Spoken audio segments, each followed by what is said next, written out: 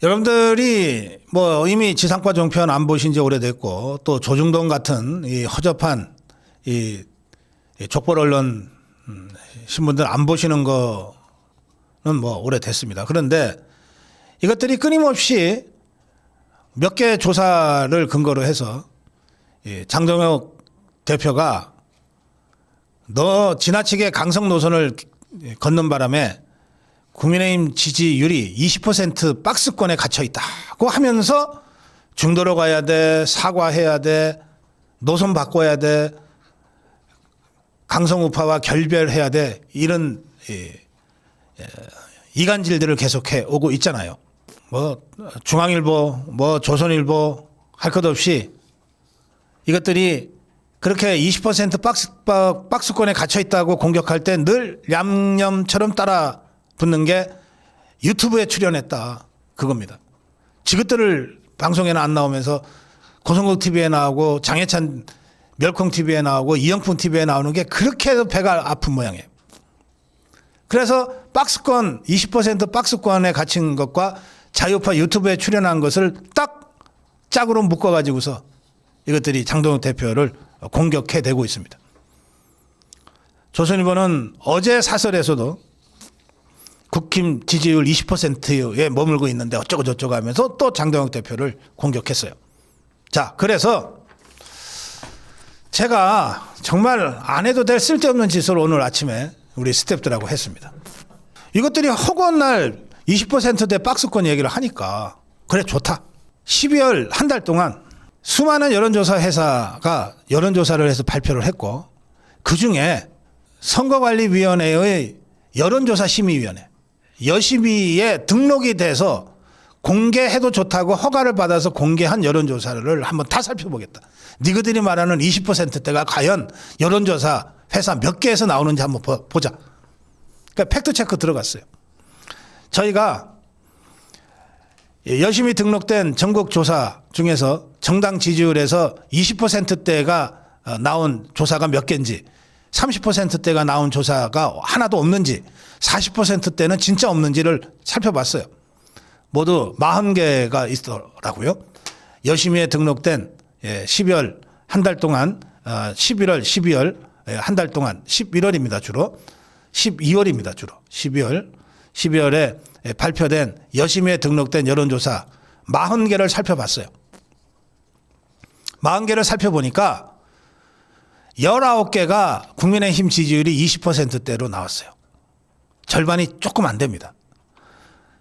또 다른 19개는 다 30%대로 국민의힘 여론조사 지지율이 기록이 됐어요. 그리고 2개는 40%대가 나왔어요. 그러면 이것들이 20%대 박스권에 갇혔다고 얘기하는 것은 이 팩트만 가지고서도 거짓말이라고 하는 것이 확실히 확인이 됩니다. 40개 여론조사 중에 19개만 20%대가 나왔을 뿐이에요. 나머지 19개는 30%대가 나왔고 2개는 40%대가 나왔어요. 제가 이 20%대가 나온 조사를 보니까 또 재밌어요. 한국갤럽이 5개입니다. 이 19개 중에 한국갤럽이 5개예요. 한국갤럽이. 그 다음에 여론조사 꽃에서도 20%대로 계속 나왔어요. 김어준이 여론조사.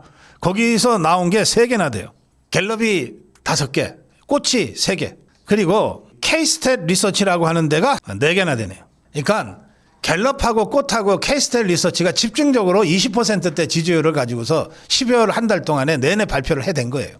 반면에 30%대로 기록된 여론조사가 19개인데 여기는 굉장히 많은 여론조사 회사 시그널 앰펄스, 조원 CNI, 리서치 뷰, 리얼미터, 코리아 정보 리서치, 미디어 로컬, 에브리 리서치, KSOI,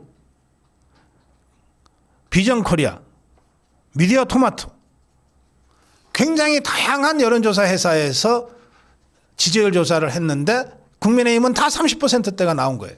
그리고 콧프라, 강용석 TV, 이영풍 TV하고 저희가 공동조사하고 있는 한국여론평판연구소는 2번 다 40%대가 나왔어요. 그러면 적어도 이 족보 언론들이 배신자들이 여론조사 갖고 떠들어대려면 20%대 박스권 이 말은 쓰면 안 돼요. 이제 이 말은 쓰면 안 돼. 이거는 거짓말이에요. 허위에 기반한 주장인 겁니다. 이런 것을 허위 조작이라고 얘기하는 거예요. 안 해도 될 조사까지 저희들이 하게끔 만든 이 보수 위장 족보 언론들. 자, 그건 그렇고요. 이른바 그 사이비 평론가들이 꼭 무슨 전문 용어를 갖다 대면서 뭔가 있는 것처럼 폼들을 잡아요. 특히 그 여론조사 관련해서는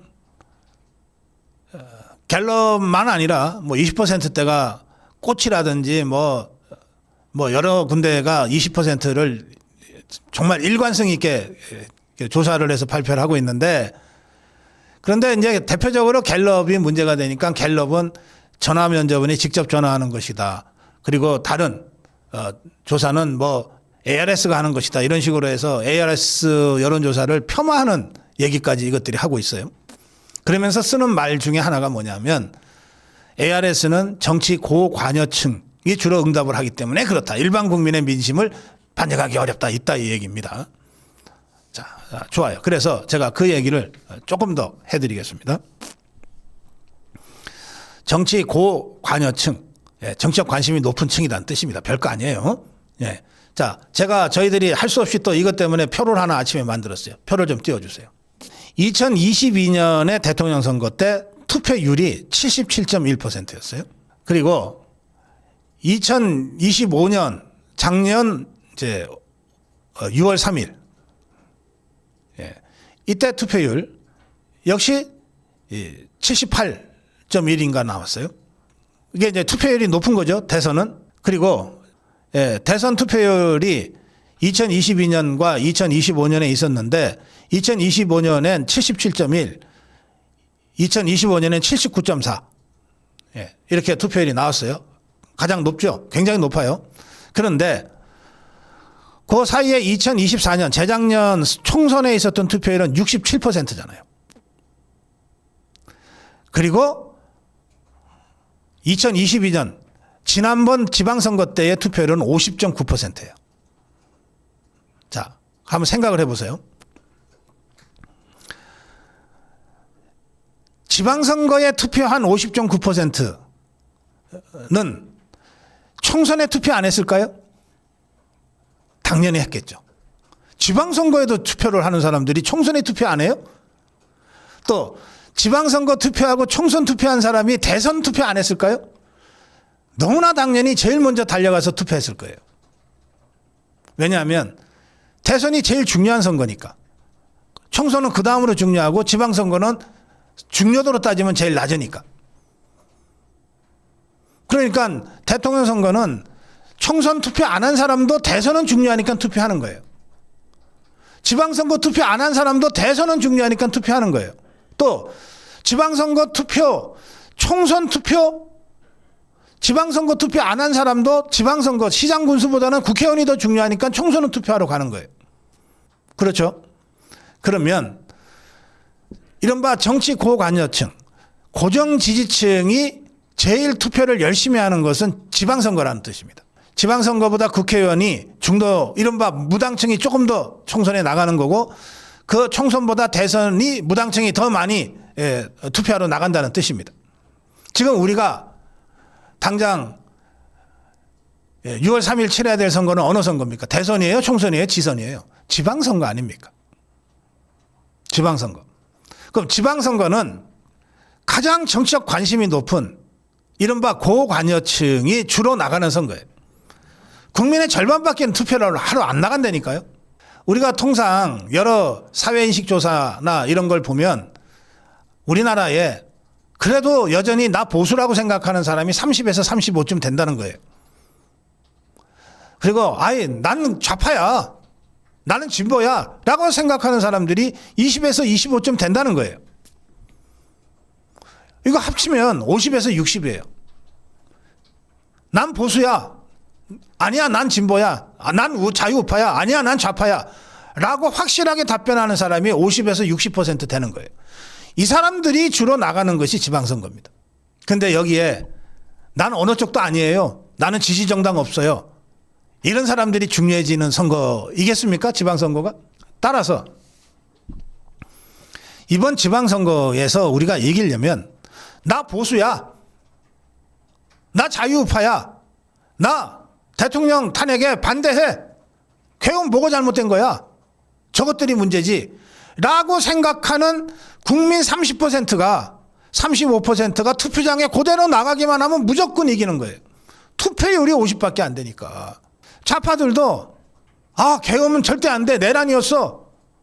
윤석열 세력이 다시 등장하면은 이거는 역사의 비극이야. 라고 생각하는, 그리고 나는 정말 김정은이 스마트하다고 생각해. 이재명이는 진짜 우리 당의 아버지야. 라고 생각하는 골수 좌파와 개딸들 한 20%가 투표장에 나가는 거예요. 보통 국민들은 이 지방선거의 수치가 보여주잖아요. 보통 국민들은 구청장이 누가 되건 시장 군수가 누가 되건 별 관심 없어요. 기초의원, 광역의원이 누군지 이름도 잘 몰라요. 따라서 6월 지방선거에 우리가 이길 방법은 아주 간단하고 명확합니다. 내가 자유우파다.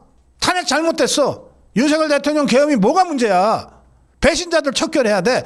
라고 생각하는 자유우파 국민들, 우리 국민의 30에서 35%. 이 자유우파 국민들이 똘똘 뭉쳐서 전부 투표장에 나가면 무조건 이긴단 말이에요. 우파 결집 단일 대우가 지방선거 승리의 관건인 겁니다. 이걸 장도영 대표가 정확하게 알고 있어요. 행동하고 있어요. 전열 정비, 선 세력 결집, 후 확장 아닙니까?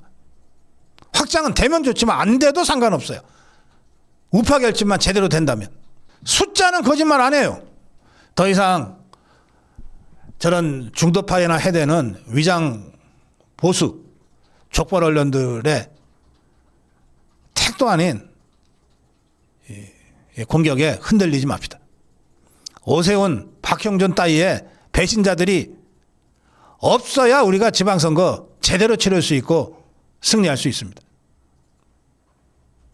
고성국 칼럼이었습니다.